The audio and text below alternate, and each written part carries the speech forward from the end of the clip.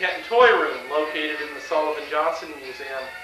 This month we're featuring a special display of Gene Autry memorabilia.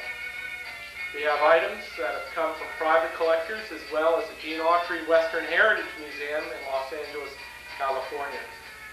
We're going to go on a sweep of the museum here and just take a look at several items that we're featuring for this display called Gunslingin' and Cowboy Singin', the Golden West of Gene Autry. We start with a couple of jigsaw puzzles that were issued by the Whitman Company. And you see Gene and his favorite mount, that's Champion.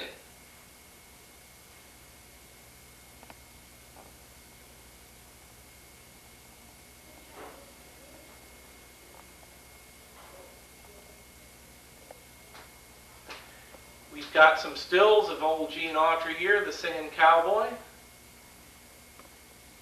A lot of people know Gene for his song Back in the Saddle Again, although he sang hundreds and hundreds and hundreds of songs throughout his career and recorded quite a few of those songs.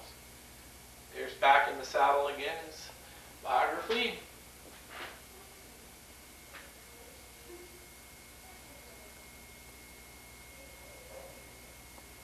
Go on to a souvenir program and we'll be seeing some of his sheet music.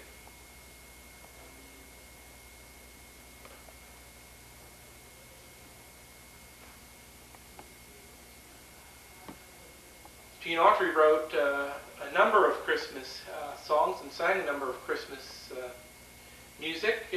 He co-authored Here Comes Santa Claus. Gene Autry also, of course, was the first one to record Rudolph the Red-Nosed Reindeer, the second most popular song of all time.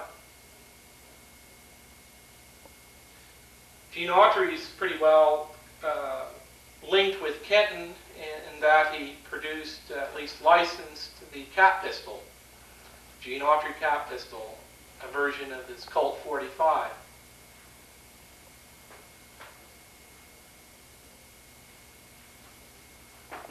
Throughout the 30s, 40s, and 50s, Gene Autry was all the rage. In fact, Sears catalog promoted and sold a number of his items, including a play horse, a Champion, a toy horse.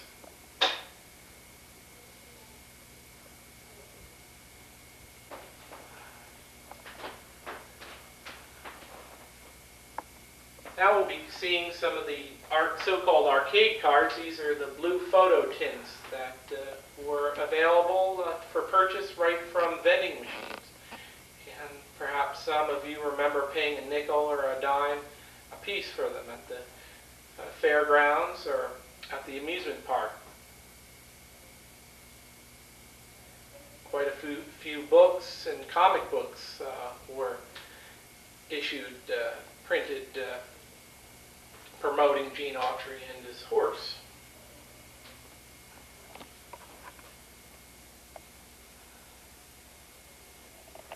Here we have an ad for the Gene Autry Kenton repeater cap pistol.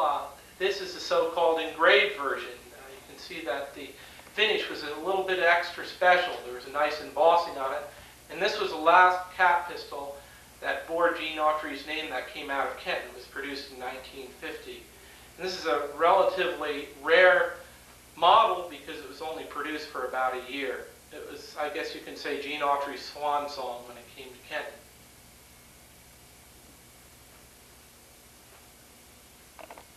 We're going to be looking at now a few of the early versions of the Gene Autry cap pistol. You can see that there's a simulated mother of pearl grip.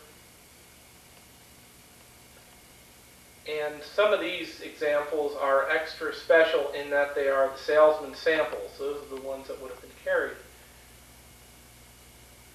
Here we have a really nice example of the engraved version in its original box, a real scarcity. And over to some of the later versions, we're looking at, we come to a copper oxidized finish, rather unusual version of the Gene Autry cap pistol.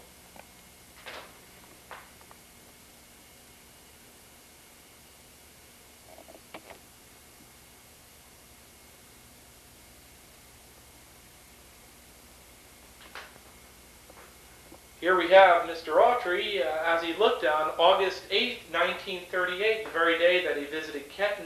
Here he's sitting with his friend Joe Solomon, who was a pattern maker for the Kenton Hardware Company. And there, of course, Gene's gripping that very famous cap pistol, the so-called pistol that saved Kenton. And that cap pistol, at least its production, did help bring Kenton out of the depths of the Great Depression during the 1930s.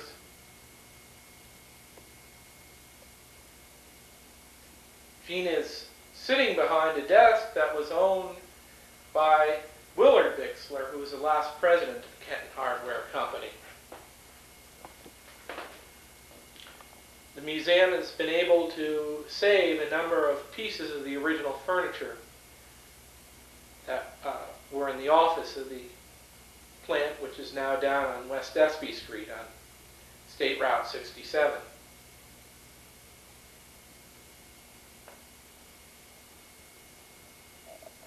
A rather unusual Gene Autry collectible, and a pennant that would have been sold maybe in the mid-1950s, perhaps early 1950s. Gene is rearing back on his horse Champion, and a very similar image of the horse and the rider were used on a Gene Autry cap pistol that was manufactured by the Kenton Hardware Company.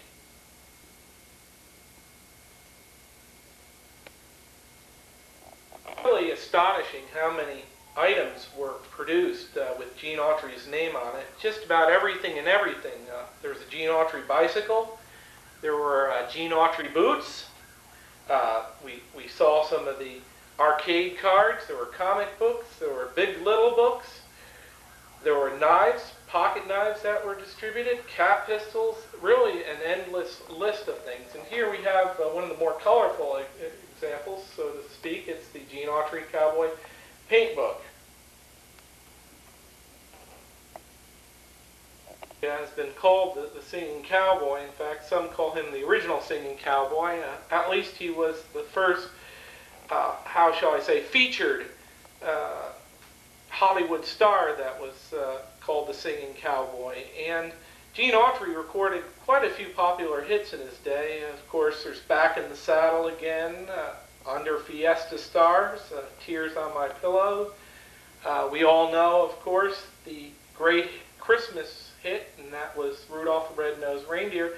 But there's some less well-known songs which merit mentioning, and one of them was the Hobo Yodel, a rather unusual name, but my favorite was Barney the Bashful Bullfrog, which was done in the manner of Rudolph the Red-Nosed Reindeer, and unfortunately, or perhaps fortunately, didn't have much success.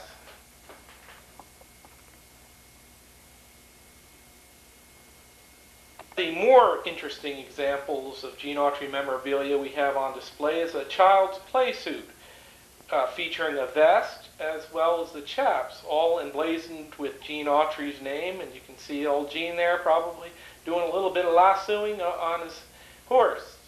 Gene Autry marketed quite a few items. He was quite a shrewd businessman in his day and reaped in, well, countless dollars, not only these kind of promotional things, but in his recordings and his film contracts.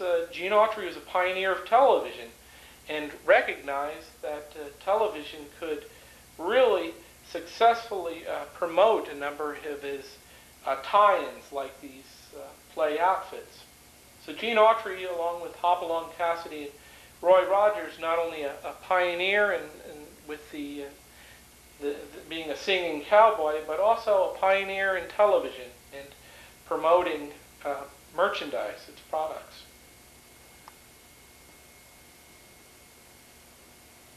Here we have a little mug that was sent to us from the Gene Autry Western Heritage Museum, and it reproduces a poster, the Phantom Empire, which was a serial. And some film historians credit this with being the first combination science fiction Western. It was a chemistry that didn't work all that well, although it really skyrocketed Gene Autry to stardom. It mixed a little bit of fantasy with a little bit of singing, a little bit of romance, kind of an interesting potpourri of entertainment for fans in the 1930s.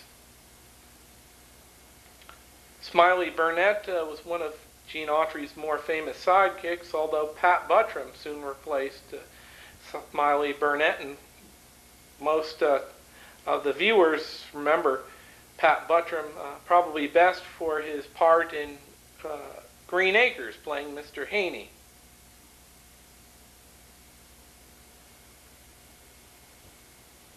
A little bit about how Gene Autry was successful with his cat pistol, selling in the millions, but Gene Autry also experienced some downs in his life, and one of the less successful promotions he did was the Bandit Trail game. And that this, in fact, I guess you can say it was an unqualified flop, that it was only produced for about a year, and in fact it was a Kenton hardware company that put a copyright on it and took credit for its production, so to speak. And one of the problems with this game, which is very difficult to find today, is that it was extremely difficult to play. The directions are rather complex, and especially for children.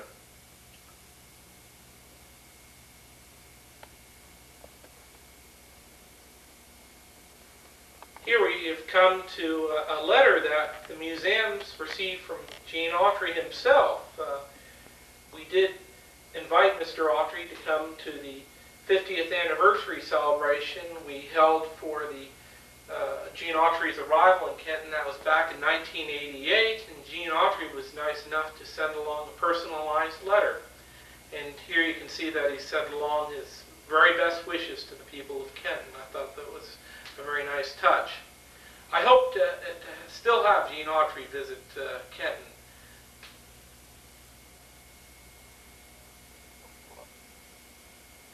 We just wanted to show you that Gene Autry may be not all that old-fashioned after all. In fact, they're producing some compact discs of his music, and here we have his Christmas album featuring some of his more favorite songs, including Here Comes Santa Claus. There's a copy of Rudolph the Red-Nosed Reindeer. One of his favorites was Silver Bells. But Gene Autry is still very much a part of the American entertainment field, and he's very big into broadcasting, and up till last year was one of the owners and president of the California Angels Baseball Club. So Gene Autry, after 50 years of his ties with Kenton, is still very much a part of Kenton, and very much a part of the American scene.